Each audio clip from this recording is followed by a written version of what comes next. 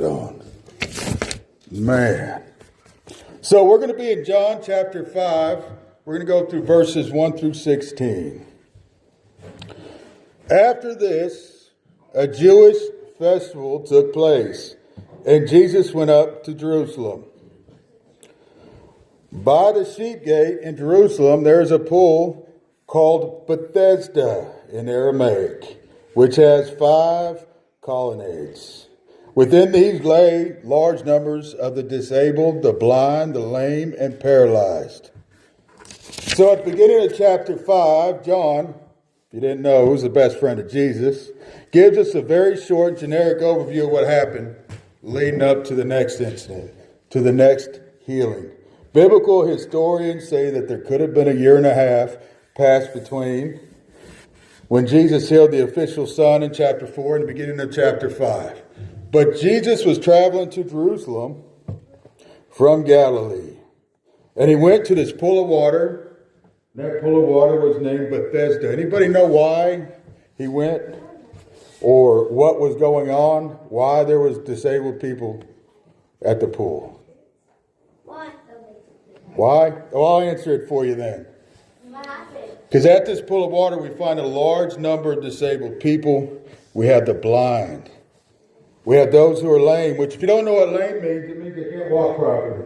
Whether they were injured or born that way, we don't know. Either way, they're considered lame.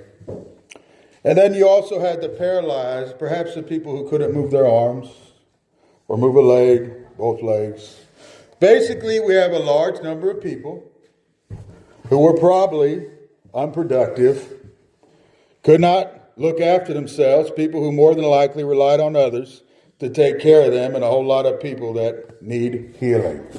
All of them needed Jesus to come by and heal them. Let's go to verse 5. So, one man was there who had been disabled for 38 years. 38 years is a long time. How many men or women do we have in here who are at least 38 years old, right? Yeah, that's a long time. Long time. Though it goes by in a blink of an eye. But probably not for him. This man, he wasn't disabled last week. He wasn't someone who just got hurt.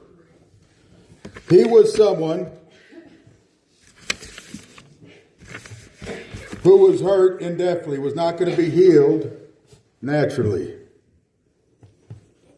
Being disabled, begging, relying on others was his normal life. And quite bluntly, 38 years is a long time for him to live while relying on someone else back then. Back then, they didn't have help, services. And we're going to find out later on in the passage he didn't have help at all. So it is very shocking that he lived that long. We're going to move on to verse 6. When Jesus saw him lying there and realized he had already been there a long time, he said to him, "Do you want to get well?" I didn't ask anybody if they want to get well, but I gave away candy. Who would have said they wanted candy? I'm guessing by all the naysayers, a whole bunch of you. Jesus, God the Son, saw this man. He saw that he had been there for a long time. Can you imagine Jesus seeing you, seeing your troubles, stopping to speak to you, to comfort you? No. I believe you can. We'll get to that. Jesus picked him out of a crowd of many.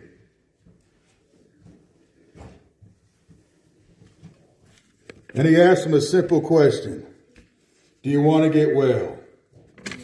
See, I'd imagine the man is a little bit thrown off by that question. 38 years, disabled, random dude walked up. Hey, you want to get better? Probably like, yeah, yes, sir. In verse 7, the Bible shows that the man answered Jesus' question. He answered it probably a lot more calmly than I would.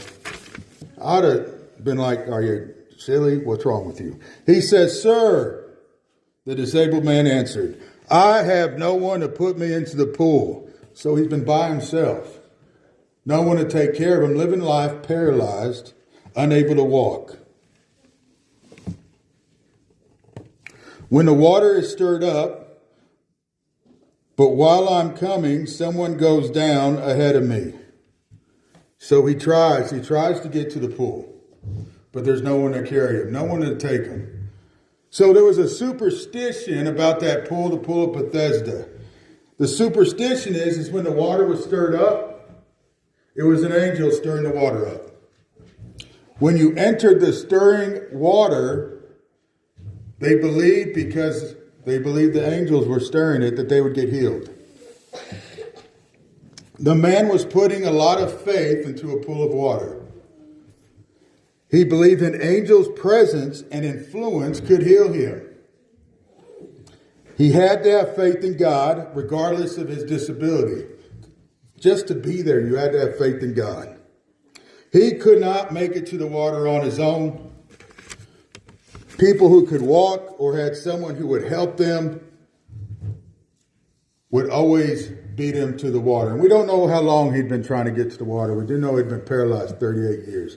Even if he didn't find out about the water until he, 8 years into it, that's still a good 30 years. That's still a long time in faith to not make it to the water. Verse 8, get up, Jesus told him, pick your mat up and walk.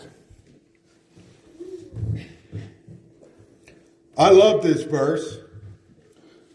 There's no explanation. There's no ifs, ands, or buts. Jesus simply tells them, this is what you're going to do. You do it. Verse 9. Instantly the man got well, picked up his mat, and started to walk. Now that day, it was a Sabbath day. That's where our troubles begin. But we find in verse 9, he listened. How much more of a perfect healing can you get than this? Verse 10.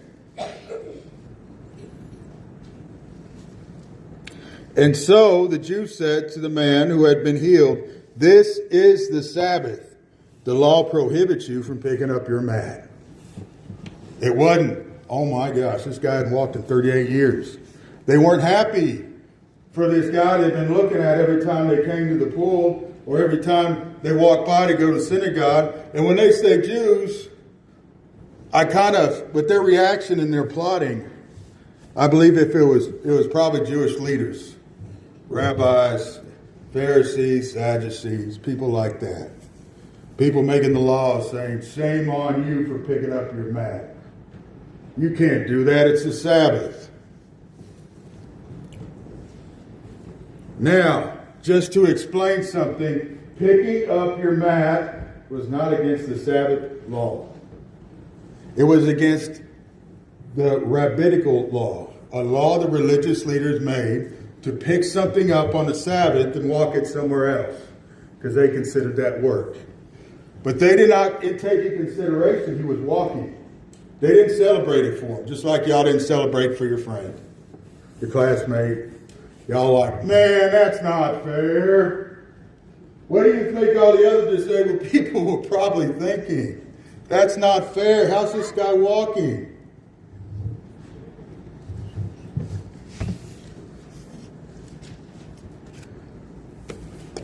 Verse 11. He replied, the man who made me well told me, pick up your mat and walk. So they're like, what are you doing picking up your mat? I love this verse. Personally, when I read that, I imagine a little sarcasm in his voice. Because he's probably thinking, why do you care? I'm walking 38 years. That is more than several of y'all put together have been alive. That would be most of my lifetime. 38 years not walking, now he's walking, and they're worried about his mat. Then, of course, I picked my mat up too. You know what? I don't care. He didn't even know the name, right? He's like the man who made me well. Notice it didn't say, Jesus said, I'm the Son of God, do this.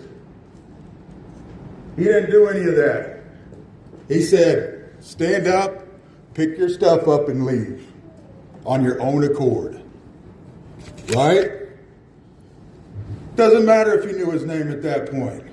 I wouldn't have cared. If Jesus would have been like, stand up, get the mop, go mop the rain out in the parking lot, I'd have done it. And I don't care what the Jewish leaders, the Sadducees, Pharisees, the rabbis, they can all go on with their own life because I'm going to go mop the rain in a parking lot. The man just fixed his legs. Verse 12. Who is this man who told you pick up your mat and walk? They asked. Again, he kind of missed an opportunity. He could have been like, the man I just told you about, the one who healed me. But I'm probably a little more sarcastic. He's probably in a little bit of shock at that point. I know I would be. Verse 13, and still they haven't celebrated for him. They haven't said, praise the Lord, look at you, you're walking. We need to learn to celebrate for our friends and not be the men worrying about carrying the mat on the Sabbath or worrying about whether you got candy or not. Verse 13.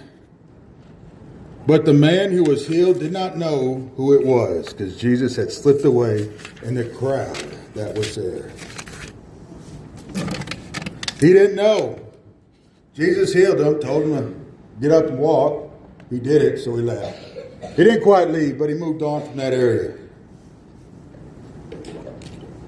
That man does not know why Jesus picked him. He just knows he could not walk, and now he can walk. Verse 14. After this, Jesus found him in the temple and said to him, see, you are well. Do not sin anymore, so that something worse doesn't happen to you. Jesus blessed him, and apparently there was some sin going on that perhaps caused his demise. And Jesus was like, don't do that no more. I'm sure he was like, okay, I'm good. I hope so. It doesn't really tell us. Verse 15 and 16. I promise I'm almost done. The man went and reported to the Jews that it was Jesus who made him well. Therefore the Jews began persecuting Jesus because he was doing the things on the Sabbath. Don't be the ones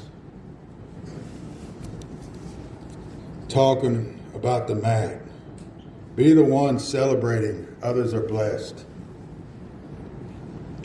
I do have a few points I want to talk about. He was picked, and he did not know why, and he was picked for healing out of the crowd. He was chosen out of the masses. He was persistent and came to the pool for healing, and Jesus saw that. He was disabled for 38 years, yet still held faith that the angel that could come to the pool could heal him. That faith in an angel coming to the pool to heal him was probably a little off course, but it still showed faith in God.